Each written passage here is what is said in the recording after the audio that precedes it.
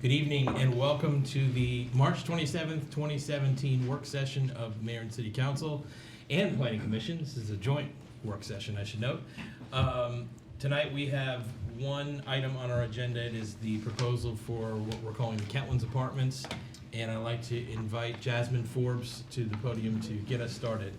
Good evening. Good evening. So this is a joint work session on schematic development plan application SDP-7362-2016, Kentlands Apartments. The subject properties are located at the corner of Quince Orchard Road and Great Seneca Highway.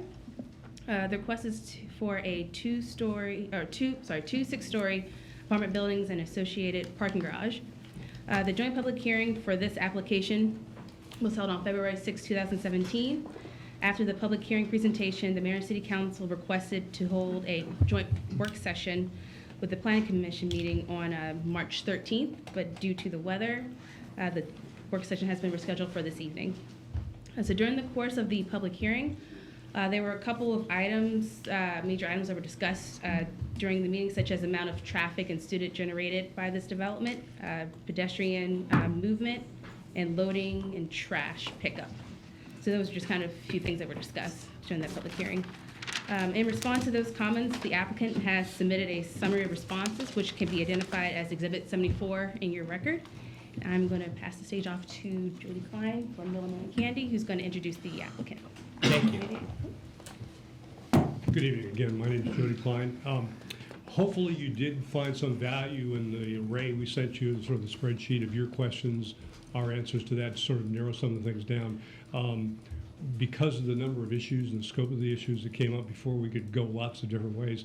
What I thought maybe we'd begin with is something that's happened since that meeting, so that we could sort of start off. And it kind of goes along to the conversation, one of the questions we were asked of, and what is your discussions with Colonnade? So I'm going to ask Scott to go ahead and explain what I'm mentioning, and go ahead and describe that.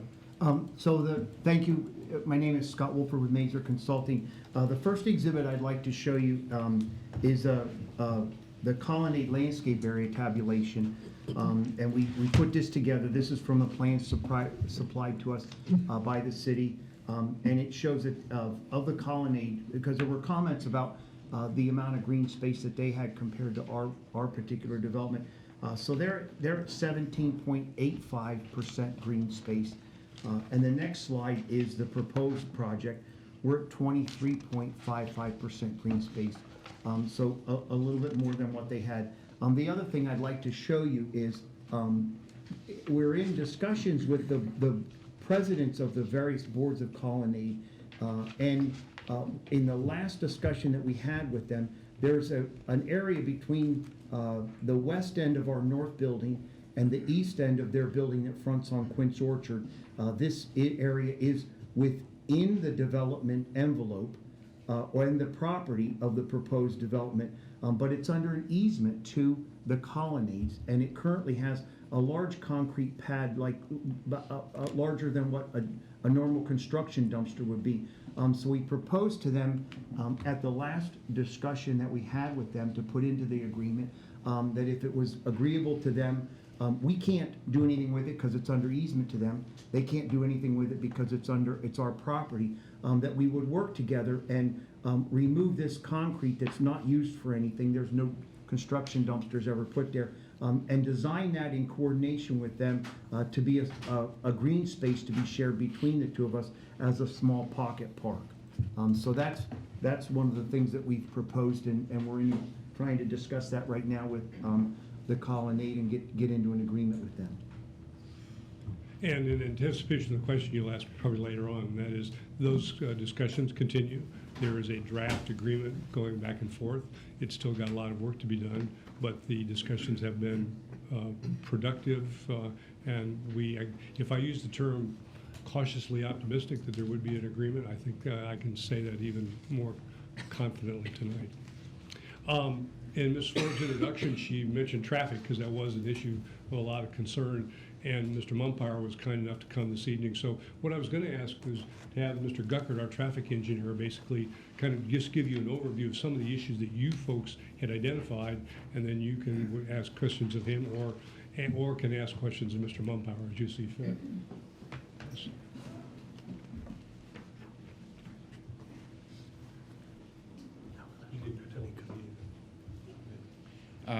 Good evening, Wes Gucker with the Traffic Group.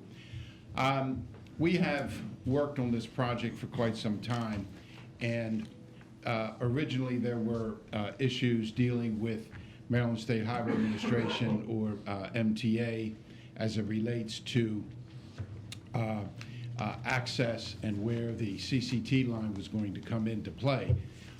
Since that time, we've worked with MTA and determined that we can have a right-in, right-out onto Great Seneca Highway. The importance of having our own direct access is to minimize the impact on the adjoining colonnade development. Without that access, then we end up putting all of our traffic through their community, which from a traffic generation point of view can work. It's just not certainly ideal, and it's not something that we think is appropriate for the community. So with our own access directly onto Great Seneca, we believe that it minimizes the impact to the adjoining property. The other item that has been agreed to is that to build a continuous auxiliary lane along Great Seneca Highway from 124 down to the shopping center entrance, which was an item that was somewhat requested by the State Highway Administration. So we think we've mitigated the impact of the access from the State Highway Administration's point of view, as well as from the adjoining properties' point of view. Don't go away. Okay. I'll use my cheat sheet and I'll quote Mr. Bauer, because I think the question was, as you're coming southbound on Great Seneca Highway, you're going over a rise. Isn't that driveway fairly close to the intersection? Are there any issues? Okay. And so in response to that, we did look at that access, and it meets the State Highway Administration spacing. They would like to have 200 feet. We've got about 260 feet. So we meet the criteria of State Highway Administration, Mr. Bauer. Anything else? Well, I guess don't go away. I'm not going to go anywhere. Do you want to hear from Mr. Mumpower at all on this subject at all? Just to sort of ratify, I guess, what we've said? Or do you have any questions directly, Mr. Cochran? Ollie, do you have anything in particular to add here? I mean, I can add a couple of things. One of the things, and the applicant already discussed this, by having the additional right in, right out, that does take a lot of traffic off of the existing road system. The other thing it really does, it allows the residents that exist there now, that allows them an easy way in and out of the development. One of our smart growth principles is to have multiple entrances in and out of a community, and we're certainly doing that. The question about the XL deceleration lane, that's fairly standard. I don't know if you ever see it, but when you see a development go in a lot of times and it's on a local roadway that needs improvements, lots of times you'll see that you have a 2-lane road, and then as you get near this development, they build it out to an XL deceleration lane. The whole intent of that is you have that auxiliary lane so that those movements aren't occurring in mainline traffic, but they're occurring on a lower volume street. And an auxiliary lane, a right in, right out, continuous rate lane, whatever you want to call those all allow those to be done on low volume, and it's a much safer movement to do that. So, as the applicant said, it meets the state highway guidelines. I looked at that. I concur with their recommendations. It meets their standards with sight distance. So I think that the right in, right out is a positive thing. Okay, thank you. Just for the clarity of the public, Ollie Mumpower works for our Public Works Department and is our in-house traffic engineer, whereas Mr. Guckert is from the traffic group and a consultant to the applicant, just so everyone's clear on who everybody is here. So probably the final thing too is everything that had to do with this, the city reviewed it and also the state highway reviewed it. So these, all the traffic, the study and the right in, right out both had 2 reviews on it. Okay, thank you. Before we leave, Yes, Can I sir. ask one more question? Mr. Beal, correct me if I'm wrong. Didn't you ask a question about as you're coming in, that right in, right out, someone asked a question about thinking that basically the radio was a little sharp to try and That make was the turning me. movement? That was And me. so I've asked if we Yeah. could put we ought to figure to have the traffic engineer talk about that, if we could pull it up somehow. Yeah. Okay? Mr. Gucker, can you see that first of all? And So the question was, as you're coming in the right in, right out, yes, it's a fairly sharp turn, and then we don't have all the circle that runs in front of the building. But in your professional opinion, does that work safely and efficiently? It looks fine. Eduardo, I can't read the radii from here. I have the radio over here. But regardless, when we get to the point, when we get to the point of filing for an access permit, it's going to have to meet State Highway Administration, AASHTO guidelines, coming off of Great Seneca. And of course, as you're getting into the site, Ollie will also have to, Mr. Mumpower will also have to pass judgment on that. But what has been designed appears to work just fine, even though it may look a little tight. It appears to meet all of the AASHTO criteria. Okay. Could you pull up the next slide you had on there with the yellow band on it? Because it seems to me this is a good sequence, or a segue rather, to talk about some of the general circulation and address that circle out in front, what its function is, how does it work, how could it be basically made into more of an amenity space? I'll let the team go ahead and address that. Yes, what this shows is the site, and then the yellow is the 47-foot fire truck circulating through the site to show that it doesn't hit any of the curbs, it doesn't have to back up, and it can safely make all the turning radiuses. It can come in off of Great Seneca Highway at the entrance.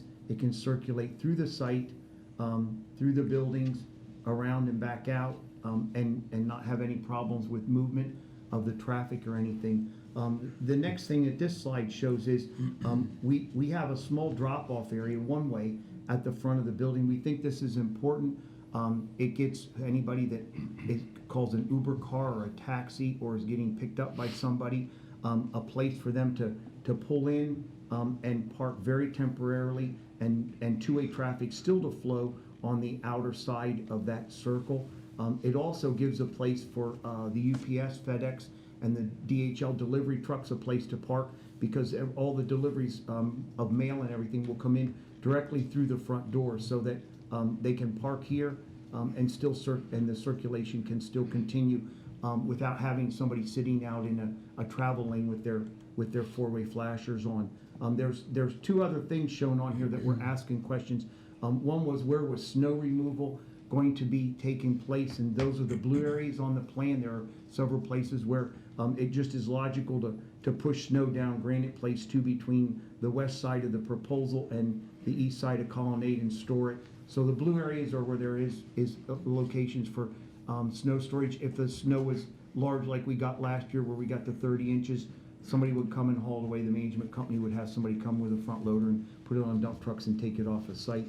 And then the last thing that this shows is the three places where there are trash rooms. They're the small red asterisks, and that'll be taken care of. Those pickups of the trash will be scheduled. The day porter in the building with the management company will show up at each of these rooms.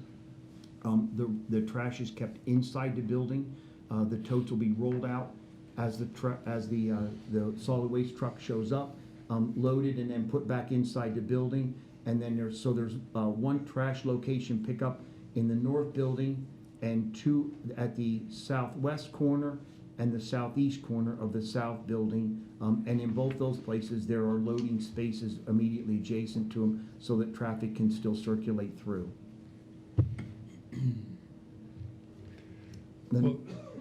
Well, I'm not sure where you want to go, but what I was going to say is, while you're there, go ahead and talk to us a little bit more, because my recollection is there was some confusion sort of about why we had the split lanes. What was the intention of having the island in the middle? What we were accomplishing there? Well, we wanted some of its design. We wanted the building really to have a front door. And we thought that that was really important, so we wanted to have a place where we could have some extra landscaping and call attention to the front door, which is located immediately adjacent to that. And it does give a place where cars can pull off, or delivery trucks can get out of the main circulation and not impede the normal flow of circulation through the site. Okay. Since you're talking about circulation, how about pedestrian and bicycle circulation? I know Mr. Hopkins said we really ought to look at the bigger picture and how this relates to the larger community. Yeah, this is Exhibit I that's in the package. This shows all the pedestrian circulation all through this site. It is all ADA compliant with the exception of 2 locations, that being at the west end of the north building, with the sidewalk that goes from the project out to the sidewalk along Quince Orchard Drive. There's several steps here, and the same way at the east end of that same building, there are several steps. But everything else through this development that's shown in yellow is ADA compliant, handicap accessible, properly striped, with all the right ramps and everything that meet the ADA requirements. The other thing that I wanted to show here is there are 2 places where we have bicycle parking. One's at the southeast end of the south building, and one is at the southwest end of the south building. So those will be places where people can store their bicycles if they don't want to take them into their apartment. Was there anything more in those subject areas you wanted to cover? No, that's it. Okay. In your file, and I believe probably in the attachments you've got, you have a letter from B.F. Saul, our adjacent property owner, which has filed an application with the city also, which is in the process of getting started. And it was a very professional letter in terms of how it addressed issues, and said, we'd like you to think about this. And so I wanted to kind of address the 2 issues that were in that letter. The first one had to do, of course, with where is the parking going to be for the CCT? And when we were here before, we explained to you how we had met with the state, and the state had explained to us their position. Of course, our application is in accordance with your master plan, your downtown plan. But I understand that when some of the city folks met to talk about the BRT lines, the opportunity did arise to talk to the state and ask them, was sort of what we reported to you accurate? So maybe you've heard it more directly from them than from me, but basically I understand that Mr. Keel confirmed that the state is not in a position today to acquire the land where we're talking about building the apartment building. And therefore, I guess the city should go forward, since the state is not in a position to alter that game plan. They're not in a position to be able to acquire the land to go ahead and use it for a parking lot. We maintain we're moving forward in accordance with your plan, and we hope you think that that's the best place for the parking for the CCT station should go. Since I wasn't at that BRT meeting, I'll just ask if you had any more questions about that subject. I don't think that particular issue came up at the BRT CCT. Remind me the context. I asked the question to Mr. Kegel.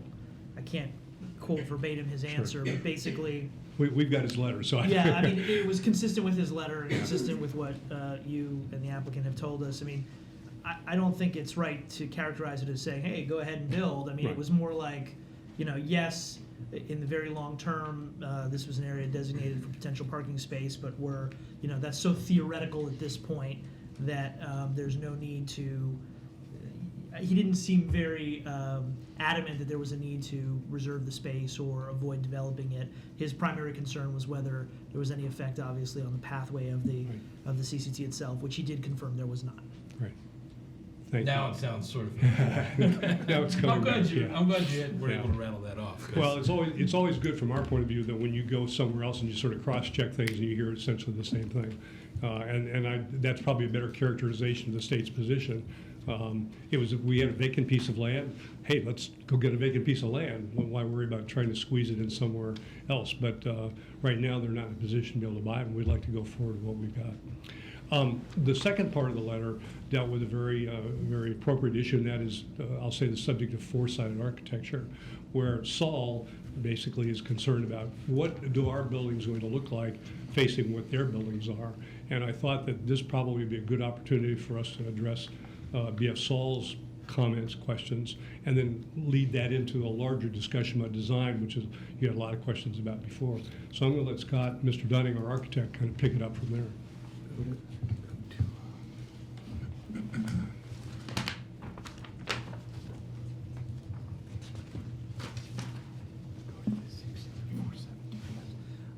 So this is there's several issues between our building and the back of the Kmart or the BF Salt property that prohibit us from being immediately adjacent to the property line and accommodating what may be a future main street through that project. The first is our project is 10 feet higher than the existing serviceway behind BF Salt. And between the BF, adjacent to our lot line on our property, there is a 25-foot perpetual landscape easement, and which is also a utility easement, and there are also 2 other perpetual storm drain easements. So when we did our design, we sat off those easements because they're there and they're on the ground, and there's something we have to deal with. And then this is the exhibit from the Boulevard Master Plan. The proposed project is here in the upper corner at the intersection of Great Seneca Highway on the right or the east and Quince Orchard Boulevard. In the master plan that is approved, this remains. This is the driveway. This is the Giant. This is where the Kmart is currently, but this is under the design scenario. There's a driveway that remains behind these projects that isn't labeled a main street, and it isn't labeled something that's to be taken care of other than a service drive. There is strong language in the master plan about the driveway in front of the Kmart and the Giant right now becoming kind of a secondary main street through the project, and that's here. This is the back door. This is the front door, and then there's also the dark symbol on the proposed blocks here are where they wanted ground floor retail. And as you can see from the master plan, there's no emphasis on the service drive between the colonnade and our proposed project and the back of the redevelopment, and there's no ground floor retail shown on the master plan. So that, combined with the fact that we've got a vertical distance and perpetual easements between us, kind of made us kind of put our back to their back. And then there's also language in the master plan about that particular block. It's block A2. This is it. This is where the Kmart sits today. This is block A2 in the master plan. This is the lower corner of the proposal we're talking about now, and this is the corner of the colonnade. You can see the service drive between the two, and then in this case, on this master plan, it does show a parking structure in the middle of that block, wrapped by a building, but also exposed at the north end, and the language also supports that. So this is what we used as a guide, and we kind of did the same thing. We've got a short face of our garage. We can still make it look rather attractive. We can put thin set brick on the precast panel so it looks like brick, and we actually pulled 2 wings of our building completely down to that property line so that there's residential face on the east and the west side at that location.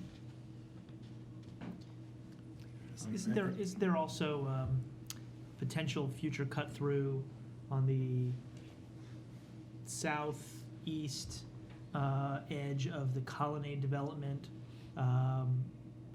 There's a sort of a north-south road that goes into their parking garage, and as I recall, on the southern end, it's blocked now, but it's sort of no major structure there for potential future connection. Is that right? There is granite place that comes into the colonnade off of Quince Orchard Drive. Go back to that exhibit. Here, it goes That's down the same into, one we just had. yeah, right here is what I'm talking about. Mhm. I think this is Right here. So this is the colonnade, and maybe your staff should answer the question about That's what fair. the master plan said. This is where Granite Place comes in.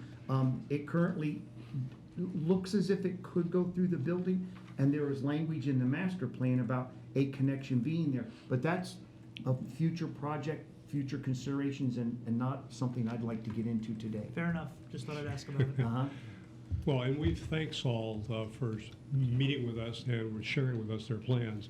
And we actually tried to have a meeting before tonight, so we had a little bit better sense of what their foresight architecture concerns were and what they were talking about doing. But from what we had seen in the boulevard plan and what we'd seen in their application, there wasn't enough detail for us to be able to say, oh, well, we match up this way or we don't match up for the following reason. And I don't think you want to pull their application into this hearing. Suffice it to say, you will hear, and what Mr. Dunning's about to tell you now is we want to continue to work on the architecture, both on the front of the building and the back of the building as well. And so once we know more about what Saul's plans are along that edge with our property, I think we can address it even more. So maybe that's a good segue to you, Mr. Dunning, Thank you. to kind of try and get into some of the larger architectural issues. Sure, it'd be my pleasure. My name is Bob Dunning with Dunning Group Architects. We're fortunate enough to be the architects and planners for the project. And again, thank you all for making yourselves available tonight. We appreciate the ongoing dialogue.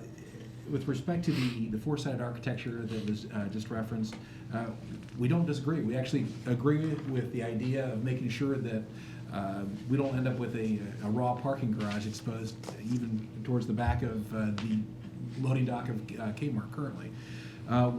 We early on with our meetings with the city staff is they too recommended we consider maybe some special considerations for the elevations of the exposed portions of the parking structure. So we start looking at screening and things like this. And I think that as we are hoping to meet with BFSOL, we'll continue that discussion with them to make sure that what the end solution is compatible with what they may end up proposing on their property. So that's with respect to the four-sided architecture. I think when we last met, the two larger questions really were with respect to height and the massing, if you will, the scale of the architecture. And it is an ongoing discussion internally, and we are looking at that. Before I go much further, I will say that at the city staff's recommendation, they recommended that we meet with DPZ, I believe the Kentland architect. We have an appointment, a consultation with Marina day after tomorrow to have a discussion about input with regard to the massing and the architecture itself. So we're looking forward to that discussion. We haven't had that yet. We similar to the need or the desire for discussion with BFSOL before we came here. We would have liked to have that meeting already under the belt, but we don't yet. That's in 2 more days, and we're glad to follow back up with you at that time. With regard to, if I can start with the height of the structure, when we first started doing the planning, our reference points were the Kentlands Boulevard Commercial District special study that was the amendment to the land use plan, and looked at what the staff recommendations or the Planning Commission's recommendations, if you were, for the properties that surrounded our subject property for the apartments. And we were excited by the master plan and the architecture that's being proposed and the exhibits that were included in the land use study. And those became kind of a good guide, if you will, for what we were doing, as well as taking a look at the colonnades architecture and making sure that we had a layout that would accommodate and not hinder the flows that were created on both pedestrian and vehicular on the site. As far as the architecture, we want to be sensitive to the architecture that was at the existing architecture, the colonnades, utilize similar materials, the brick, the stone, introduce the columns. So there's elements of traditional architecture that are found in the colonnades as well. Again, this is an ongoing discussion, and we are developing the design as we move forward. With respect to the height and looking at the Kentlands Boulevard Commercial District special study, we looked at some of the recommended or suggested building heights for the adjacent properties that would occur right behind ours where the Kmart currently sits, as well as a little further down, which would a property that would be, I'm not sure the land use, but A2 is behind us, and there's an adjacent one that would sit behind the colonnades and ours, and I believe those are both, we are recommended between 8 to 12 stories. And so we took a look at that. We felt that was much too tall for the property that we were looking at. And we felt that we're trying to create a transition, if you will, for the massing that was suggested in that master plan. If you look at the exhibit that we have, actually you can go back to the exhibit right there. What we have on the far left-hand side is you're looking at the construction for the Metamune parking garage that is over here, which is a little over 8 stories in height. and that's just across the street from us here. And what we did is, because it's not really defined yet, it just utilizing the heights that were identified in the Kentlands Boulevard Commercial District Plan. Block A2 is the outline you see. That's the, I think we only picked, I think we did this as an 8-story. The 10 stories would be considerably higher, but we used, I'm sorry, this is 10. A 10-story height for the block A2, so you can see it in relation to our proposed project and also the colonnade adjacent to that. Block A1 is the property off to the right of here that's sitting predominantly behind the colonnades. You can see that it too is higher, and our building is actually in keeping with the suggested median height of that particular block. So we felt at that point that the massing, or the scale or the height, if you will, was probably consistent with the proposed master plan. And we also felt, in addition to the adjacent architecture that would be on the Kentlands Boulevard Commercial District, we were also taking into consideration the CCT track that, if you see right over here, that abuts the side of our property and goes across Great Seneca. It essentially amounts to about 2.5 stories of height for the track, and therefore the desire was not to be dwarfed and hidden in the shadows of the track that would be adjacent to it. The track comes within 50 feet at the closest point to our building, so we try to maintain a comfortable buffer so we have nice daylight, allow all the landscaping to stay healthy and grow in there. But again, try to respond to what was going on currently under construction and what is being planned down the road. So that was our reasoning behind the height. We feel that it's consistent, again, with the Kentlands Boulevard Commercial District Plan. Even though we're not part of that commercial district, we do abut the district, and we felt that therefore we're trying to relate to it and become part of that transition that goes as it climbs in height. I should take a breath and ask if there's any questions or thoughts on the height at this point. I'm glad to answer any questions on that matter. Would you go back to your Sure, please. exhibit for the height that was pulled? It was the image that was pulled from the special study area. Sure. Deck. I don't know how far back you were. I need Eduardo's help. Which one? Go back to, do you want Is to see the, the is the heights? colored rendering with Or the A2 block Yeah, plan? right. Yeah. Is that the one you're referring to? There's an A2 block plan that had the red outline on the descriptive of the block? You ripped right by it, so I'm looking, I don't know which sheet it was Oh, on. they're right there, I think it is. Is that the one you're referring to? It was an Go back elevation. behind this. Oh, the There elevation, you go. sorry. That one? That's a plan. You want the The elevation? elevate, there was a, Right there. Ooh, that Go one. back, a little quick on the draw. Oh, I'm sorry. Go back into the Correction. Kentlands Boulevard commercial plan information. Which, show me on here. Well, I didn't mean for this. Sorry. Here we go. Let's go over there. All right. This is A2. I thought it was this information, but you're referring to an elevation, and I think I the only thought you had it up elevation- there. The one that you were just talking It's like a about. cross-section. Oh, that was the side- site side plan, view. I'm sorry, I misunderstood, I thought it was part of the actual exhibits from the Kentland Boulevard. Go to the one where it said the This menu. one? right? That one. Ah, I'm sorry. Well, I thought there was one before that. That was a shot from, One more? Go one more slide back, Down. right there. This is an exhibit from the special study. okay, well, because I can't remember, I don't have it in front of me right now, if there was actually a plan that correlated to those height studies. There is, and that was the illustrated plan, it was part of the But it's same. cut off on the one you showed, so. Well, I think we have another one, do we have this one? Okay, that's all right, we can follow up I later. have that one. We do, yeah, that one I think is similar, that has the block plan. So you're cut off from that.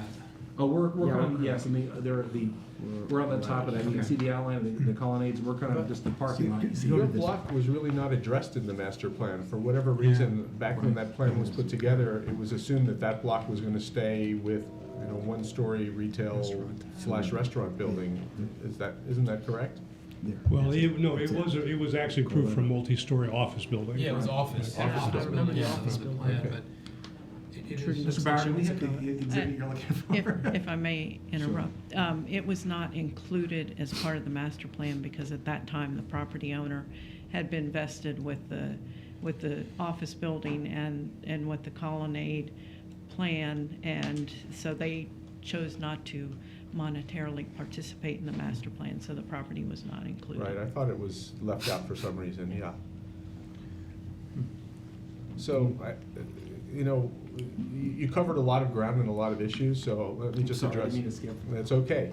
because there were a lot of points. One of the points that was mentioned by some of our correspondents is the lack of ground floor retail, which would make it anomalous because basically every other building around, both including Colonnade and including all the Kentland Shopping Center developments, have ground floor retail, and that is part of the design of Kentlands to make it a walkable community and have things that are accessible to pedestrians on the ground floor. So can you talk about why that's not here? I mean, I know it wasn't specifically called out in the master plan that you should have it there, but it wasn't said that you should not have it there either. Right. Is it okay to Go jump right right ahead. in? No, Okay. it's a good question. Great question, yeah. I know we touched on, like you said, last time we were all together. That was an early consideration that we did have, honestly. Our concern was just the ease of access to the site was gonna be one of the problems that we had, because we are on the corner there, and we were having the cross property easement, if you will, with the colonnades. We're trying to do the right in, right out, but we just felt that there was not a lot of access that would really support and make it attractive to retailers. The other thing what we had was that because of the placement of our parking is largely behind and hidden, if you will, from the street, as much as we can make it so, it didn't provide a lot of retail. And one of the things that we gleaned in our community meetings with the colonnades was that, at least our understanding of it was that the retail at colonnades with respect to its parking, its loading, and how it's accessed has not been as successful as they wish it could have been. And we didn't want to compound it by putting more of the same in that same area. So that's one reason we backed away from that. And also in addition to that, when we looked at what was potentially coming with the Kentland Boulevard's commercial district, we just felt that it wouldn't really be able to sustain itself or compete with the parking, the placement, and other things that are going to be right next on the property adjacent to us. So those are the reasons why we backed away from it. Okay, again, to activate the streetscape, I think that's really the theory. I understand that it makes it more problematic. You're not going to get Pottery Barn in those spaces, but for the typical services that residents need more of when you add more residents, medical facilities, salons of various kind, those sorts of things might make sense that require that are not upscale retail, but this kind of services that neighbors need. So I'm a little concerned over the fact that you end up with a streetscape that's not really, and there's no reason for pedestrians to go there except for actual residents of that specific area. Well, before we go on, did you have more presentation? I had gotten pretty much to a point where I thought we had addressed some of the bigger issues, and we were hoping to get into more of a dialogue where you ask us what if. So we are and then trying to we do can my respond. part here. Yes, well done. Well Okay, done. thanks. But playing off that, I mean, there are some things done on the ground floor plane to animate the building, so please explain that. Okay, with respect to the sidewalks and the things we have there, we tried to make it a very pedestrian-friendly community.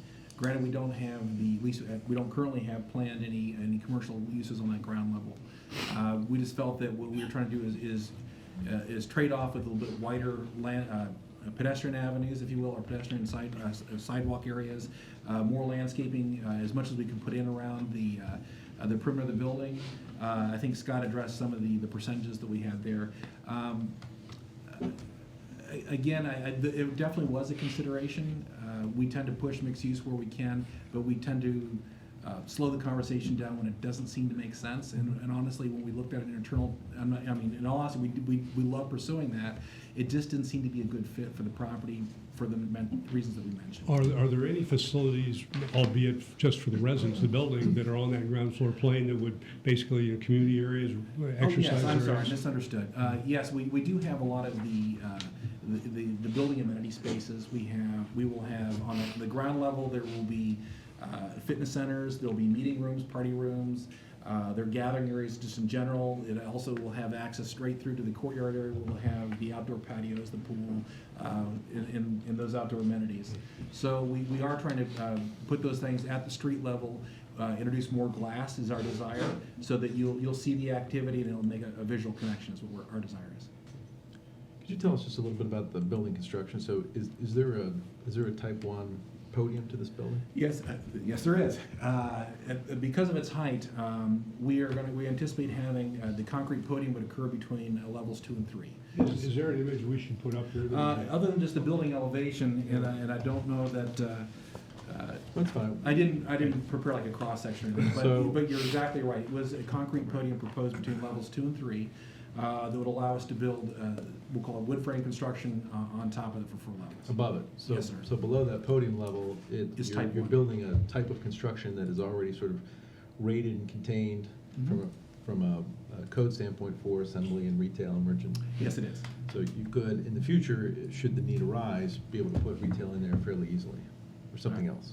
It definitely would accommodate that. Right. Any other Go- questions or comments? Well, I have sort of a global one. You know, so MXD, right? I mean, if this were coming in as an MXD, SDP on its own, it wouldn't be big enough, right? It has to, 10 acres we have in our zoning ordinance. And in the language of the reason for the MXD zone, there's a lot of use and reuse of the word integration. So you're kind of on the hook here to prove that this little 3-acre site is actually integrated with the larger context of this MXD zone and what's already built and what's proposed to be built. You know, there's some movement there now too, and I'm not convinced. Part of the language talks about integration, but it also talks about doing things at a higher level of quality than would be possible in a conventional zone or in sort of a normal setting. And you know, a project like this, as nice as it is, it's a nice multi-unit housing piece, but it doesn't really, in my mind, rise to that threshold of being something that's uniquely doable and particularly well integrated with an MXD context. If I can ask. Sure. So maybe if we go back and revisit some of the uses at the ground level to create the connection that was mentioned earlier, and more of those commercial spaces to truly make it more mixed use, and that might be something that would be encouraged by the planning commission then. I don't know if there's no market for it. No, we don't want that We space, don't want but- empty space either, but we'd like to go back and maybe find some more creative uses at that ground level that might satisfy the criteria you listed. I mean, there's multi-layers there. There's things about connectivity, there's things about compatibility and visually, there's things about experiential things, whether it's open space or, I know you did a calculation on green space, and I respect the math, I understand it, but it's also about quality. I mean, little slivers of space that are behind a building that happen to be, 5% of the property are meaningless if you come in the front door all the time. So it's okay to say that from a traditional zoning perspective, I get that, but in an MXD context, those green spaces and that open space need to mean something to the people that are going to live there and be using the area. I would agree if it was an isolated, we'll call it an island, if you will, and that didn't have the opportunity. When I looked at the Kentlands Boulevard Commercial District Plan, it was seriously devoid of green space except for those public park spaces that you created in there. So on an individual building by building basis, there really wasn't much being offered in the landscape. Well, just look at the other side of the colonnade, right? Look on the Booth Street I'm side, with you right? there. There's an example of where that project came in and brought with it Right. a truly people-oriented green space. Okay. I mean, you can calculate the number, I don't even know what it is, staff can probably tell me what the percentage is, but it's about design, it's not about math. And you'll see that laced through all of the MXD zoning purposes and approaches and all. And that's what I'm looking for, is that conversation, that sort of case being built. And I don't Mr. get Bauer, I it. think I said at the last hearing, or the public hearing, that as long as I've been coming in, working on this property, back when it was in Upton's, I always thought that this site was supposed to have a statement piece of architecture on it. And I actually didn't think it was supposed to be so green as much as, hey, this is the city of Gaithersburg, and this is something special, and you want to make a statement. So I think we're suspect to and being criticized for not making that statement, but I think in terms of integration, I always thought that property was somewhat of a standalone parcel of land, and to the extent that we can integrate it. That's the problem that has to be solved. Okay, and to the extent that we can integrate it into what's going to be happening behind us, that's definitely going to be done because it's getting better flow. But right now, we don't really know what's happening behind us yet, so we kind of have to work with that. If I can, actually, I appreciate the comment, I really do. And I think that we need, as a team, we need to rise to the, well, if you will, the challenge of creating a dynamic space out there. And so I think that we need to go back on our side and maybe look at some of those green areas and shared areas and see if we can't create some of the space that you're talking about. And I think we'll be able to, if we can get to an agreement with the colonnade where we own the land or our developer owns the land, and they have an easement on it between the two buildings, which is in this area. And when when we make this curb connection here, it'll help the circulation and it'll give us a decent amount of space there to do, similar to what's done, but really isn't even part of the colonnade, at the park at the other side of the colonnade. I'm sorry, if I can just. I keep looking this way to see if anybody else wants to jump in. Go ahead. I'm sorry. Yeah, I get excited when I hear the ideas. It makes my brain start perking. One of the things we had talked about, and we haven't approached it yet, but it was in our response, was the public arts program that we have. So my thought is maybe is taking some of the outdoor spaces that we're talking about and finding maybe a very creative way to introduce some of the public art into those spaces to create the dynamic environment you talked about. Could be. Okay. I just wanted to ask a technical question to piggyback off of this discussion of the Sure. open space. There's a distinction between landscape area and open space area, right? I mean, I thought I saw in the background information that we were talking about how the landscape area for the proposed project seems to be higher than the landscape area for the colonnade, but I thought I saw that the total open space was actually a little bit less. Am I right about that? Does anybody? No, you're correct. Okay. The city's definition of open space includes walkways, sidewalks, covered walkways, everything. Right, okay. And so, and when we listened to the tape and we really listened to what people had said, they said that there's not adequate green space on the project. So we didn't use the open space definition, which Got it. includes all the hardscape and everything else that's out there, and we just looked at what was really green and usable for a person walking a dog or those types of uses. Got it, okay, thanks. But you also located a lot of your green space in what would be a high-stress area. I mean, it's on the outskirts of your property, facing Quince Orchard Road and facing Great Seneca, so, you know, if you perhaps want to take your kid out to kick a soccer ball, it kicks a little too hard, it'll be in open traffic. Well, I think that right now, most of our green space actually occurs on the side of the property, the south side that will abut the Kentlands Commercial District. But again, I think what I like to do is come back and maybe revisit the items we talked about with Mr. Bauer and finding creative ways to make better use of the space that we do have. See if we can make it a dynamic space for you. Any other questions or comments before we go to the public? Has any consideration been given to green roof? Yeah, it has. We haven't gone that far into the design at this point. We've been looking at building footprint and elevations. It is a consideration, but we honestly haven't gone that far yet in the design. Yeah. I would suggest that may be an alternative to piggyback on what John was saying with the open space. Well, and don't rule out that there's too much building footprint either. I mean, that part of the solution, maybe there needs to be less building footprint and more something else on the footprint. Okay. I had another thing I wanted to raise, just for opinion and discussion at some point, and staff can jump in on this. But, so this is sort of an observation, and maybe it leads to some kind of an opinion about compatibility. You drive up and down Great Seneca Highway, or look at it on Google Earth, just to get a quick view.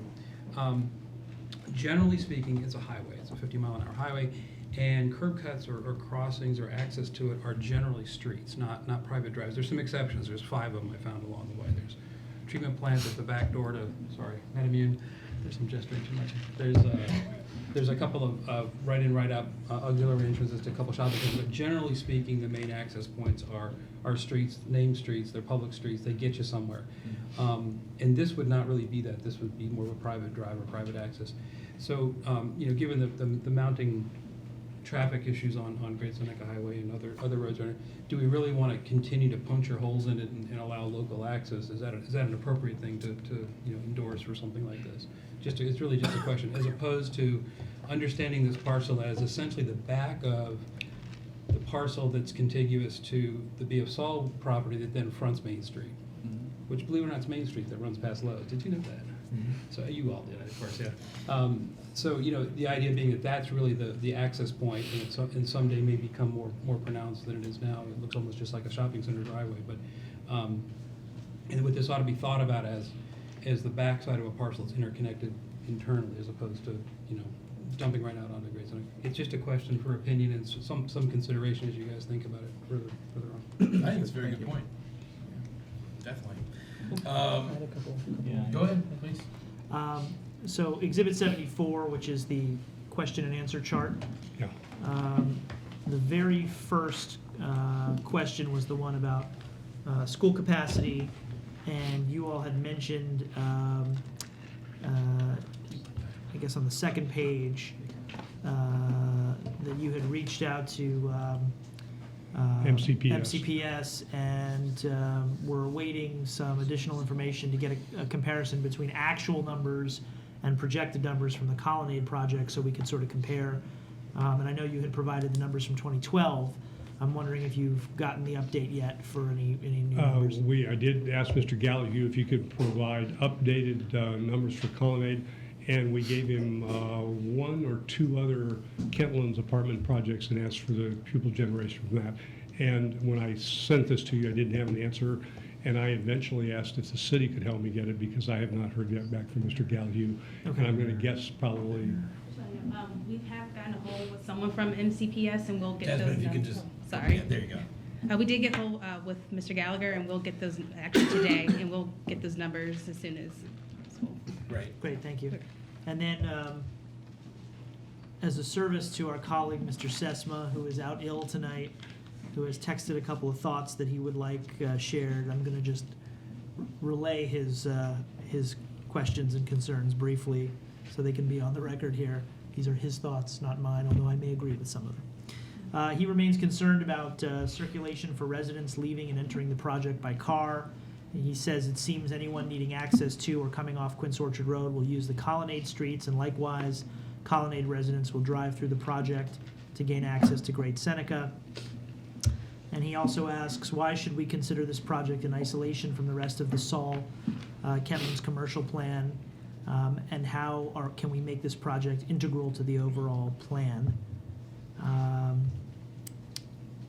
He says a multifamily building is not a statement in design, and he wasn't sure that Chairman Bauer's question about green space design and math had been fully addressed.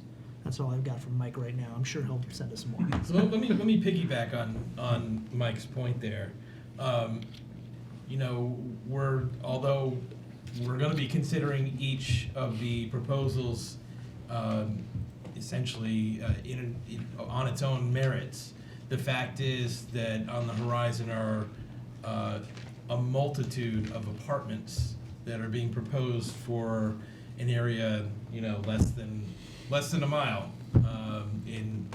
from where the Kentlands apartments are, or from where your proposal is. And I have to assume, anytime that an applicant comes before us, having gone through all of the studies and the expenses to draw up the plans and such, that there must be some really firm belief that there's enough market for a tremendous amount of rental units in one area. Can you all speak to the need and the need for this density in this spot? Well, the answer is yes. I'm just not sure who's going to do it. That's all. I'll start. The most attractive thing is that it is in Gaithersburg and it is in Kentlands. The next thing is that it is adjacent to the planned CCT, which would make life pretty easy. There's a lot of retail and a good lifestyle available at this location. So in all the studies that the client has performed, the market studies, this will perform strong in the market. It'll still have to be designed well. The interiors will have to be done well, and it'll have to be managed and maintained well. But there is a pretty good sense that there is a demand at this location for additional apartments. Okay, and I noticed in the applicant's response in a couple different places here in this document, you guys see this residential building essentially being the northeast gateway to Kentlands and sort of a gateway to the city from people coming a certain direction. That's what I've been told since 2000, probably. Well, how do you envision, and I know it's sort of early on for architecture, and I know you guys are going to speak with the Kentlands Town architect, and you're gonna deal with the planning commission. But do you envision any sort of distinctive entranceway to the city that will be a feature of this, that could be a feature of this building? Okay, That's Or a these valid point, buildings. sure. I guess I'd say our plans don't show something that catches your attention yet, so I think that's probably the next thing we need to do, is make it in that statement piece that I've always understood was what supposed to occur there. Okay. Can I go back to Mr. Sessman's comment, though? And, Please. What I wanted to. You're looking at me, but it wasn't my comment. understand. Somewhere he's probably listening to this, but. He's listening. Go back in time to when Saul controlled all this property, and basically Saul envisioned development occur on what's now the colonnades and what was going to be an office building, and everything was supposed to work together. And there's a document about this big that's got cross easements up the wazoo. We get to drive on their streets, they get to drive on our streets. We get to park in their buildings, they get to park in our buildings. It was all supposed to work as an integrated kind of community retail center. That apparently was not well known to the people who bought the colonnade, and so a lot of our initial meetings were to explain to them the legal rights that we have, the way the development of those two properties was supposed to be envisioned. We wanted to have our own driveway to get out, not only for self-preservation purposes, but also because we knew that the colonnade doesn't want us driving over their property to get out through on Booth Street also. So that driveway onto Great Seneca was very important to us in terms of getting in and out. Otherwise, we're somewhat of a self-contained parcel of land, difficult to get to. They don't want any more traffic from us than has to go there. And we'd like to keep it that way as possible. So we need to make that entrance, driveway, street, whatever it is, as attractive as possible with the least amount of infrastructure, traffic problems. But the buildings are now working out the way it was originally envisioned to work as an integrated whole between the two. Now, apparently, the design needs to be enhanced to get a little bit more excitement on your part. But the underlying rights of the parties and the way the two properties are developing are the way it was envisioned originally. Okay. So, Go ahead, please. Thank you. First, I'd just like to commend you on the work you're putting into it. It's obvious that you're advancing the ball as our questions arise, and you're being responsive. I just wanted to make a comment, not necessarily a question, about, you've got a rare opportunity here where you've got your property, you've got a larger Saul property abutting, and you continue over and you've got the Kimco property as well, that are essentially coming up at the same time, not necessarily tandem, but you've got an opportunity to look at this entire area holistically. So I guess my comment is I'm not really interested in advancing one property in isolation from another, whether it be the Saul property or the Kimco property or this property. So when there are comments being made, we'd like to go ahead, but we're not really sure what they're doing over there. And this goes for Saul and Kimco. I'm not interested in having them come up and say, well, we don't know what Kimco's doing, we don't know what these guys are doing. You guys need to get on the same page. I understand there's separate packets coming forward, but I'm going to look at this holistically. But I just wanted to begin by saying I appreciate all the effort that you're putting in here to try to address our concerns. I would just like to commend to you to meet with the abutting property owners, figure out what they're doing, work with them, and they'll work with you. Because if as we go down the process, it comes out, I don't know what they're doing, or go talk to them, I'm not bound by a master plan. I have to vote on these properties. But thank you. Thank you. Anyone else before we go to the public? We get the most value out of this in a dialogue fashion like this. We'll step back. You can hear from the community. If you have any questions for us, or what do you think about that, can you do that? We'll be available for that. Great. So can I give you a quick summary of the comments that I've seen come our way and what I've heard from people? A few things that I'd like you to really think carefully about. You already heard my comments on ground floor retail and just ways to make sure that not only are there sidewalks and things for pedestrians, but there's a reason to be a pedestrian around that area. Another piece is, in terms of the comments on green space, I think what you need to be thinking of is there needs to be something that looks more like a park than what you have here right now. There is a park on Booth Street and on the other side of the Colonnade building. It's not a very big park, but it's a nice little green space where you can go sit on a bench outside. You don't really seem to have anything like that here. You have lots of long, narrow areas that seem like more landscaping than a real public amenity. I think the building height is, while you're looking at potentially much larger buildings that we haven't even had a chance to discuss down the road, compared to the Colonnade building, it's pretty big. And I understand that there are probably reasons in terms of, you had originally may have envisioned a larger footprint, and as you got squeezed in terms of land area, you had to go up, but it seems like the Colonnade people are looking at this as being something that encroaches on their airspace, even if it's not directly over their building. So I think those are all things that, that as people have conveyed their opinions to us, that you may want to strongly consider to make it fit in with the context of what's around it. All right, let's hear from the public. So this is the time when the Mayor, Council, and Planning Commission like to hear from anybody who'd like to speak on this topic. We ask that you keep your comments to no more than 3 minutes. When your time is down to 30 seconds, the timer will beep and turn yellow. When it's up, it'll beep and turn red. I'll remind anybody that if you have more than 3 minutes worth of information you'd like to give us, that we can take anything in writing. The record is open on this, and your written comments will be considered just like your oral comments. We ask that you state your name and address for neighborhood for the record. Bless you. Who'd like to be the first speaker? And anybody else, please line up behind that speaker. I know we have speakers here. Come on up. Manny.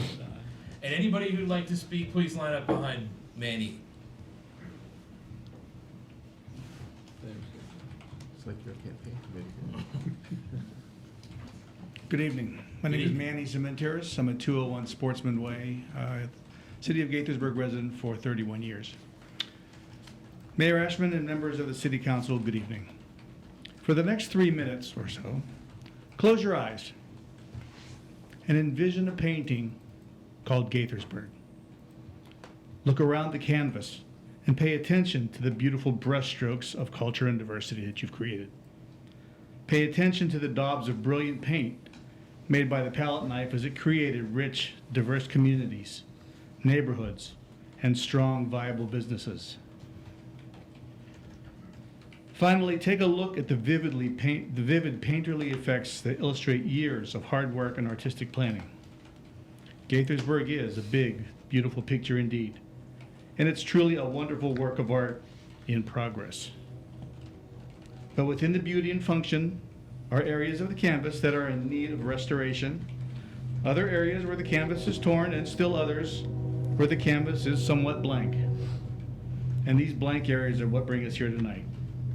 You see, in order to turn this picture, this painting, into the masterpiece that it can be, the masterpiece that our residents, both current and future, deserve to see, and the masterpiece that draws others to view it, to love it, and to live it, something needs to happen. The unfinished canvas areas in our big Gaithersburg painting need to be painted using compatible paint, compatible brush strokes, and in colors that take the whole painting into account, not just those pieces.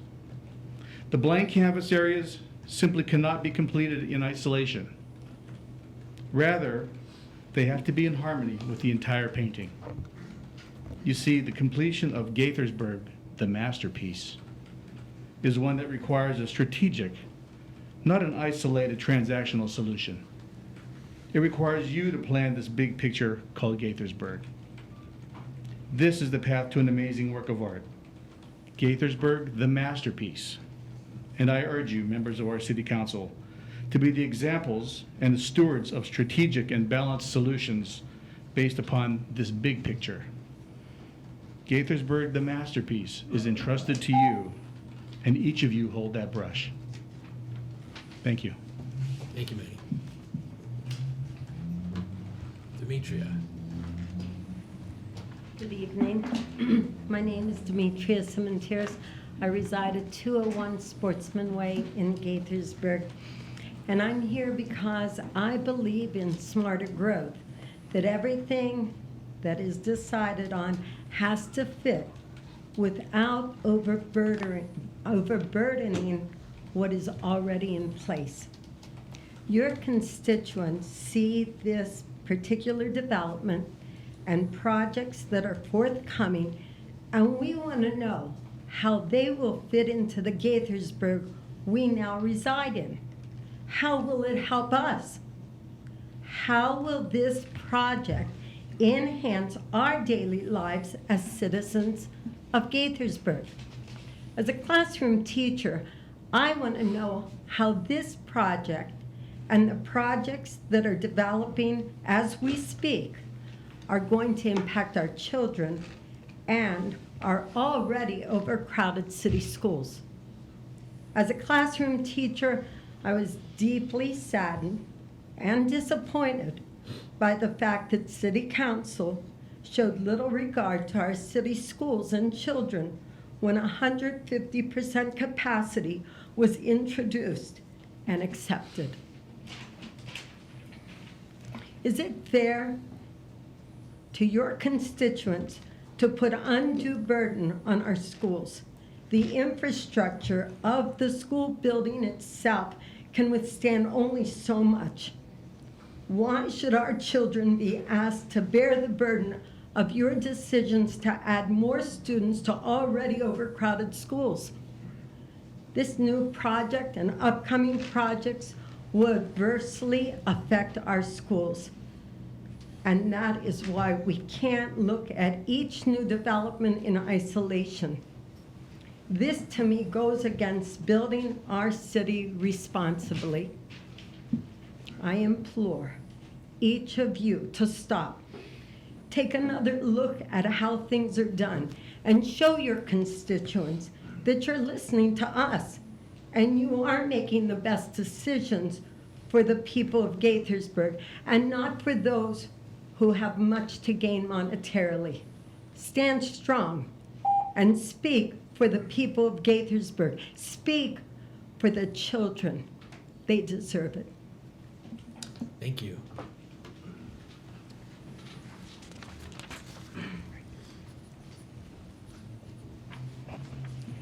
Marilyn Schuman, 106 Orchard Hills Drive, Gaithersburg, Maryland. Urban sprawl has come full cycle with respect to the city of Gaithersburg. In the 1990s and the 2000s, it was a highly desired destination of people looking to actually escape the overcrowding and the poor quality of life found in the city. People are now contemplating leaving Gaithersburg for similar reasons. Migration of popular suburbs causing urban sprawl isn't a new phenomenon. It's been around for quite some time. But cities like beautiful Gaithersburg join a long list of regions now becoming overcrowded. And now is a critical time to look at the effects of our urban sprawl so measures can be taken to limit it. The good news is that the state of Maryland already has a master plan intended to incorporate the needs of everyone to present an inclusive roadmap for planning. The master plan was last updated between 2009 and early 2016. Unfortunately, it will not be revisited for another 10 years. As with any plan, our master plan represents a set of recommendations. There are no guidelines or required actions, and its value is measured in how we adapt to those recommendations. The most measurable effect of urban sprawl as captured in Gaithersburg's master plan is reflected in the transportation study. Published in September 2010, the current study depicts a network of major arteries that were already seriously constrained. In that study, no less than 10 major intersections were identified with congestion that exceeded acceptable norms.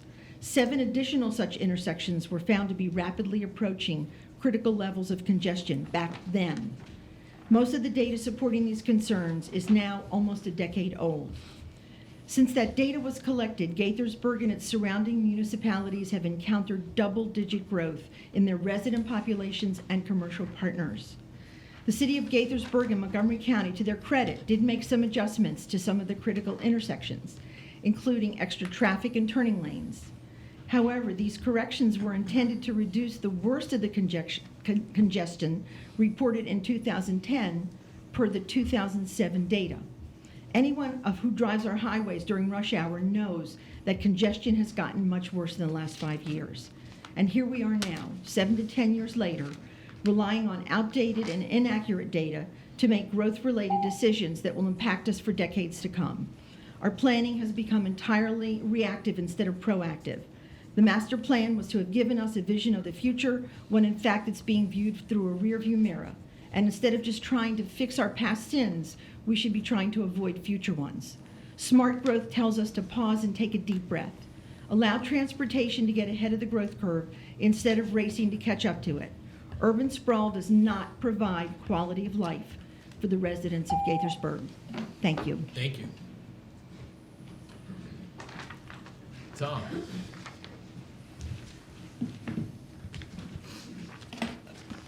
Mr. Mayor, members of the council, I'm Tom McQuiggan, 924 Pointer Ridge Drive, Gaithersburg, Maryland.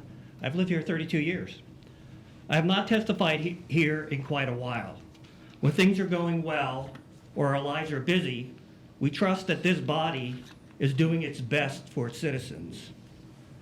But sometimes events transpire to cause me to pause and act. Sometimes you need to be reminded who these citizens are and what they want. I think we are reaching a tipping point for these great neighborhoods. We cannot say that overcrowding of schools is an MCPS problem. We cannot say that highway traffic, congestion roads are county problems. We cannot say that oversubscription of sewers a WSSC problem. We cannot close our eyes to bad products and projects. We cannot allow our neighbors and you to build, and turn our city, our neighborhoods, into a congested pit that Bethesda has become. We can stop, we can look, listen to what a mess our city is becoming. We can act. I oppose this plan, and you should too. I'd like to paraphrase from a recent book. It's called Hillbilly Elegy. Oh, maybe you've read it. He got into a battle with the town over the flock of the chickens he kept in his yard. When the flock got too big, he'd wring their neck and carve them up for the meat in his backyard. Years later, city government people would chuckle at the mention of a guy they called Chicken Man. The city does not need Chicken Man or this project in our backyards. Thank you very much. Thank you. I did read that book. I don't, for whatever reason, that didn't resonate with me, that part of it. Did you meet Joe? No, we invited him to the book festival. He's not coming, but. Gotta take care of the chicken. Jim. Thank you, Mayor. Thank you, members of council. This is actually my first opportunity to welcome Councilmember Monroe. It was an honor to get to meet you during the application process. Jim McNulty from Saybrook. I wanted to add my voice to the very eloquent voices of people that rose to stand against the current plan. I commend Councilmember Wu for the holistic approach that you're taking to this. As a couple of the other members of the public said, I think that Kentland's particularly, you need to take the holistic approach. And while the applicants are certainly the first ones out of the gate, we don't necessarily want the tail wagging the dog in this situation. I did want to highlight the question of the schools. Obviously, we're still waiting for information on that. But I don't think any additional development in the Kentlands can happen without an answer on how we handle the school question.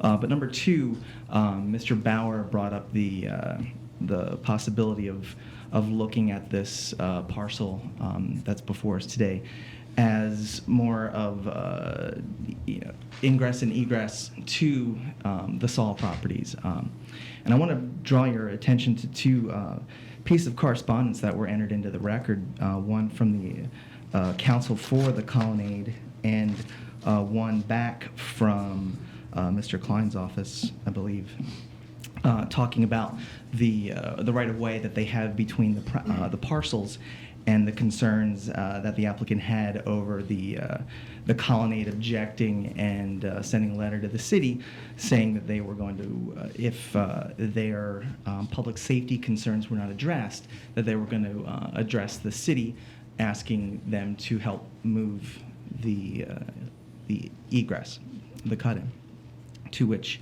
the other letter said that they objected to the tone, and they were very concerned that that's their legal right. And they cited the easements, or the documents, the covenants. However, Section 2 of that exact document that they cited actually shows that the owner from time to time of any parcel shall have the right to move any portion of the easement created by Section 2 in connection with any revised site plan for the development of such parcel approved by application regulatory authorities, provided that there shall exist at all times reasonable equivalent access, ingress to and from each parcel in the property.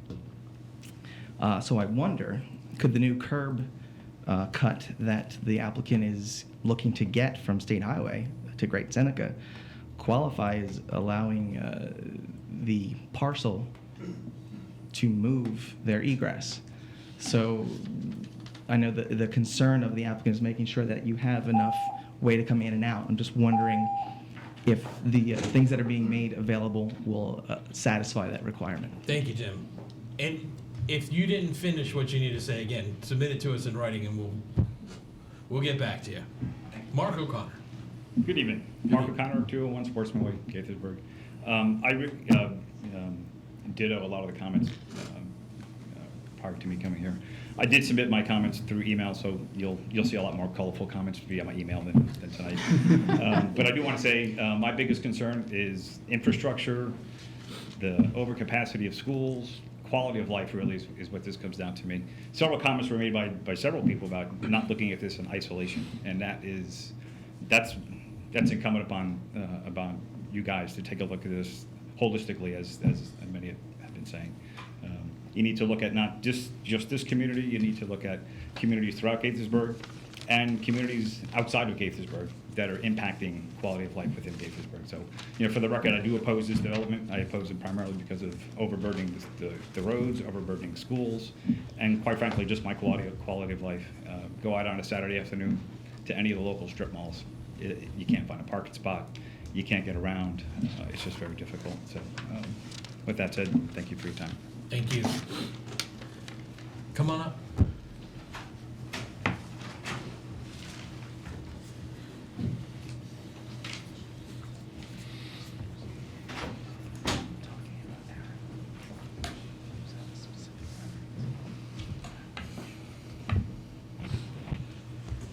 Hope you'll forgive me for not standing in the back. At the end No of the line. problem. Okay. Please. Richard Arkin, 121 Selby Street. Shortly before the meeting, I sent some comments over to you all, about 2.5 pages of detailed comments, most of which I think are still worth considering after what I've heard, after what you've heard during the meeting. I think you have to look at this project, which is billed as being a gateway to Gaithersburg, a gateway to Kentlands, as being something quite different. Because of its size, because of its scope, because of its massing, and because of the direction it faces, it really serves more as a wall against Gaithersburg and a wall separating Gaithersburg and Kentlands. It's more like a fortress than a gateway. A gateway is something that's a decorative space that you go through to get from one place to another. You can't really get through this very easily. You go through the gateway that's being proposed, the right in, right out, and you end up being sent into a garage or to go around the project in various ways. I have a number of other urban design issues that I raised, but I'm really concerned about the traffic grid, or the absence of a traffic grid in this part of Kentlands, and the absence of adequate pedestrian circulation. access to the project is actually very poor, even with the right in and right out.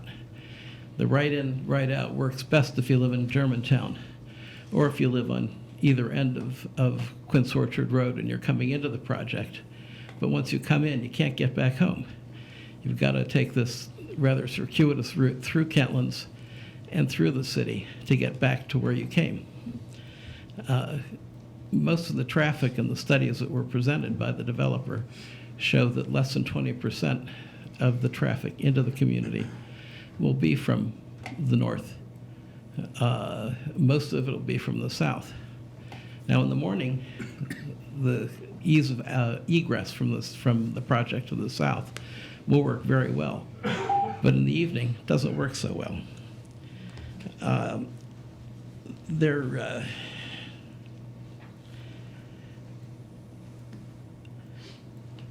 New urbanist principles really are not being addressed adequately in this project. The absence of taking advantage of the opportunities for interconnection with the Saul property and with the rest of the city are not here. And it also throws a terrible burden on. Go finish your sentence, Finish the sentence. and then you can submit anything else in writing. Got it. I write very long sentences.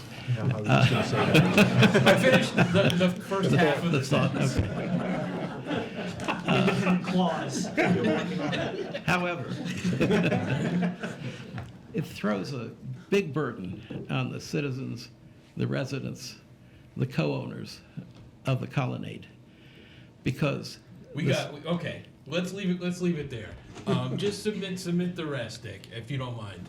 Will do. We did receive your email earlier this evening. It will be made part of the record, as will anything else that you submit. Thank you very much. Okay.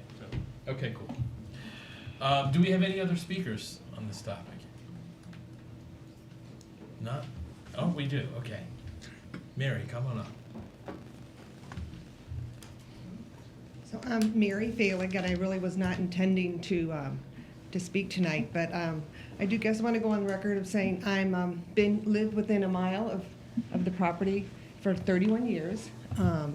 And so 30 years ago, when we started, when the Kentlands started, you were taking away my green space and that open area. But my experience has been is that Kentland has been brilliant. It is the gold standard. It's changed my life. So I'm really committed to the vision, the brushes you all use in creating city and community. So I was really heartened to hear John and Neil, you started with the whole concept of how do we think differently about this? How do we acknowledge that this is new urbanism and a gold standard that we've all been pushing the envelope in innovation and design? So I'm on the record, I'm for it, but I really encourage you to be thoughtful in continuing us down that path. I also want to say, as a Colonnade resident, I already feel isolated from Kentlands. I lived in Kentlands for, I think it was 15 years, and then moved over to the Colonnade. And there's we need to create more walkability so that there's a more interconnection. That's it. Thank you. Any other comments? Not seeing any? Yeah, go ahead. I just wanted to address infrastructure, because if you've listened or come to some of these meetings, you've probably heard me talk about it before. It's clearly a huge issue, and probably the single biggest reason why I decided to step up to apply for this role to begin with. Just so you understand, we could see that there were applications coming to add a lot of housing units into the Kentlands. A lot of it driven by the CCT stop, which may or may not be moving forward at this point, but that is kind of a requirement for that piece going forward. So what we've done is we've reached out to MCPS, because what we've seen is the school's getting more and more crowded without new housing units being built. So stopping construction wasn't really giving us the answer. Rachel Carson being the gold standard of that issue.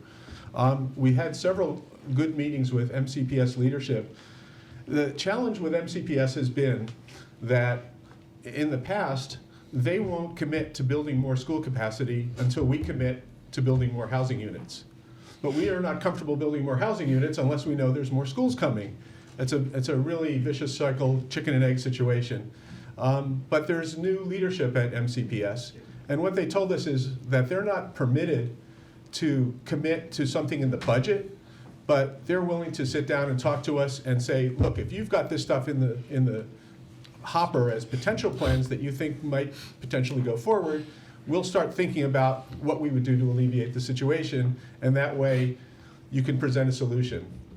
So we haven't closed the discussion on that yet, but they understand the situation that we're in, particularly in that spot in Gaithersburg and other spots on closer to the city hall, where school capacity is bursting at the seams and we need some relief. So I'm confident that those discussions are being taken very seriously. We have school board members working with us, and that we understand that adding more people to schools that are incredibly overcrowded is not feasible in the long term, okay? In terms of traffic congestion, first of all, this development in the master plan was conceived 8 or 9 years ago as something that was driven by the availability of a transit stop that would make traffic on those roads less worse, not more worse. More worse? Okay, not worse. Also, today is Monday. On Wednesday, I'm going to be downtown for much of the day at the Transportation Planning Board meeting, and I'm going to recite a number that I've said here many times before. Right now, the region's 25-year plan for transportation makes things only 70% worse in congestion in the next 25 years. 70% worse. If you can even conceive of traffic here being that much worse, it's hard to imagine. So we've now created a task force, which I will be working on along with about 15 of my colleagues, to try to devise a plan that makes things not just less bad, but better going forward. So we don't have the ultimate answer yet, but when I first heard this plan that made things 70% worse, I kind of raised my hand and said, if I were in charge of a company and I was showing this plan to my board of directors, I'd be fired. 70% worse is just not an acceptable outcome. And now we've had a number of people in that board raise their hands also and say, we can't live like this anymore. We know that the problem is probably so expensive to solve that a lot of people are going to choke, but I think we need to figure out what is going to take, what roads, what transit systems, what new policies need to be put in place in order to make things start getting better over time. And we've got to get there. We can't, because the other data point I'll give you before I wrap this up is that in the next 25 years, there's going to be 200,000 more people living in Montgomery County. Okay, we've got to put them somewhere. Our kids need places to live, and they're not moving in with me. And it's just, when you build a place with a vibrant economy and with a high quality of life and with good schools, more people want to live there. So we've got to figure out where to put them, and we've got to figure out how to do it in a way where we can all live with it as well. And one last point regarding Kentlands. One of the reasons why the people who live in Kentlands have generally been reasonably positive toward the master plan, and most of them participated in the making of that plan, is that we recognize that in the age of the internet, retail isn't what it used to be, and you need a sufficient number of residents in order to drive retail forward. And that's why all these developments are looking at residential. That's one of the reasons anyway, why they're looking at residential as a driver. So there's a lot of moving parts here. It makes our job that much more entertaining and interesting, but we've got to figure out how to balance the needs of we want to have better retail and restaurants. More people want to live here. We have crowded roads and crowded schools, and we've got to figure out how to make that all harmonize together. It's very challenging, and it's bigger than Gaithersburg, but we're all working hard to make things better. I hope you understand that we're not here trying to make things worse, and if there's no benefit to all of us for having these new things, there's no reason why we would say okay. All right, thanks. Sorry, I went on a little longer than I thought. That's fine. Any other comments? I feel like I'm back at the retreat, back at the strategic plan retreat. All right, so let me just say to the applicant, I'll give you an opportunity. If you've heard a lot from the public at this point, if there's anything in particular you want to speak to, then please do. I think not. I mean, frankly, I think we got guidance, and we just need to go kind of figure out what to do with what you've talked to us.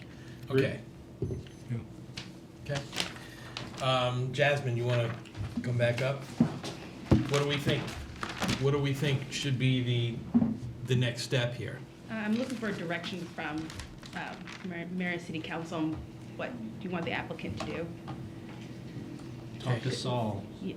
Build a school. Talk- Build a school. Build the CCT in school.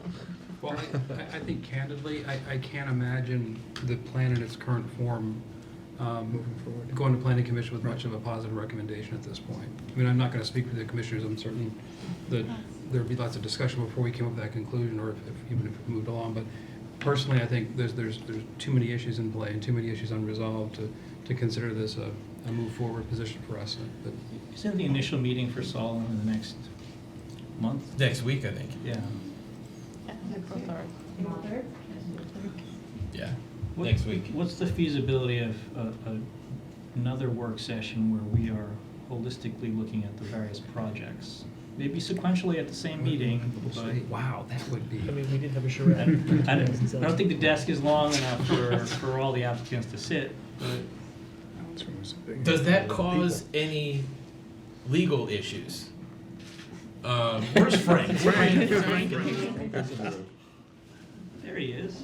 He was looking forward to a legal question. Yeah.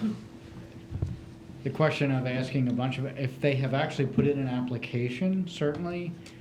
If they're not prepared yet, you can certainly ask a developer or property owner to answer questions, and if they want to participate, they can, but certainly requiring it, if they haven't come forward yet or don't have anything pending, could be a concern. Now, they may want to come and participate to learn as much as well, but that would be more on a voluntary basis. Well, I mean, at least in the case of Saul, there is something pending. We're gonna have. Is it an introduction next week, or is it the public hearing next week? It is the public hearing on the it's not an sketch plan ordinance. application. Now, the sketch plan is not as detailed as this That's right. SDP, so it's kind of hard to compare the Apples and two. oranges, yeah. But Yeah. yet, you still have to look at what they're proposing in relation to this. Right. But it's the full public hearing on that application. Okay. All right. So we put a lot on the table for this particular project this evening. It is going to be hard to look at a sketch plan and an SDP concurrently. I mean, we can kind of do it, but the sketch plan could be something that happens over 20 years, or longer. SDP is something that they want to do right away. They want to have this thing, as they say in their document, the ribbon cut in 2020. I mean, does Saul have a time frame in their submission for when they're looking to commence? Well, they would like to have a decision on their sketch plan by June or July. That's what they're looking Yeah, towards. but that's not what he's not asking that. He's No. asking when they want to commence with building something. Right. That has not been given to staff. Right. That's something you could certainly ask them at the Yeah, I mean, I public think hearing. that's some homework that needs to go on, because I'm gonna find personally myself hard pressed to vote in favor of this project without at least having some semblance of knowledge of what's going on in the adjacent properties. Well, the applicant has told me that they're happy to continue to keep the record open indefinitely. The applicant here. Yes. Mr. Clark. Okay. And that would allow, after the public hearing on Saul, that would allow us to come up with some sort of progression for the review of the applications.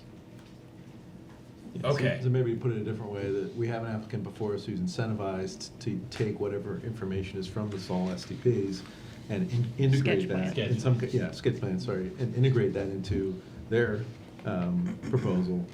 What you don't have is incentivized Saul, the other property owner, to come in and help speed up this process. Right. Zero incentive. So, you can ask for this applicant to go and gather all that information and incorporate it into their design and tell us why these pieces are incorporated in, for what, to what purpose is, as John and I have been talking about, the integration of the infrastructure over to the new master plan can all be done by this applicant. Bringing the other applicant in, highly unlikely, it seems. Well, I mean, if you look at the letter that Saul wrote, they had some input into what's going on this property, and to the extent that Saul wants to have that input on that property, they better play ball. Just no incentive there, yeah. To speak a little bluntly, I'm sorry. Can I take that outside? None of these projects are existing in a vacuum, and Right. I would like to see the developers work with each other to figure out what holistically is best for this area. Ruzali? I have a comment, but I'm wondering if I should step out of the dais or if I should do it as the commissioner, because it's on behalf of the Kentlands Community Foundation. 3 minutes. Then maybe Frank. Frank, yes. Excuse me. Yeah. It's an odd position. Yes, Usually please. we don't do the ethics opinions right off the cuff, but so that can sometimes get us into trouble. And also, as you know, that we do have an ethics commission that will sometimes review, will certainly upon request review, and so in some ways, somewhat speaking for them. If you're going to be speaking on behalf of somebody else, it really does become more a matter of public comment, rather than speaking as a commissioner. Why don't you submit that to us in writing, or have Okay, somebody that sounds from? good. Yeah, let's do that. Yeah. Thank you. Okay, so we're leaving the records open. You guys feel guided, and next week we'll have our first public hearing on the sketch plan for Saul and see where we are. So next regular meeting of the Mayor and Council is next week, which would be April 3rd, 7:30 p.m. right here. Until then, let's do great things, Gaithersburg. We are adjourned.